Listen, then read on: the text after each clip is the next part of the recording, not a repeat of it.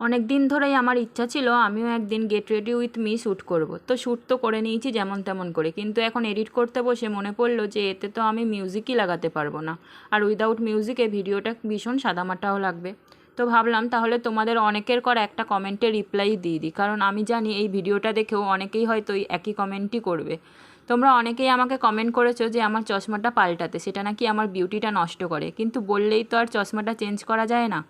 কারণ এতে দুটো প্রবলেম আছে, এক হচ্ছে টাকা আর সেকেন্ড হচ্ছে আমার নিজের কমফোর্ট।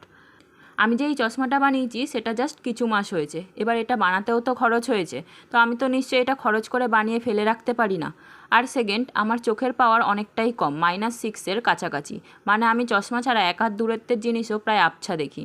তো আমার কাছে স্টাইলিশ রিংলেস ফ্রেমের চাইতে পুরো চোখ ঢাকা চশমাই বেশি কমফর্টেবল লাগে, কারণ এতে আমি চারিদিকে চোখ ঘোরালেও আমার চোখটা চশমার বাইরের অংশটা দেখে না। তবে হ্যাঁ, আমিও ভেবেছি বিয়ের আগে আগে চশমাটা চেঞ্জ করব। আর দেখো, কথাগুলো বলতে বলতে আমিও রেডি হয়ে গেছি। ফার্স্ট টাইম এমন ভিডিও শ্যুট করছি বলে হয়তো ভিডিওটা তেমন একটা ভালো হয়নি, তবে আমাকে ফাইনাল লুকে কেমন লাগছে অবশ্যই জানাবে।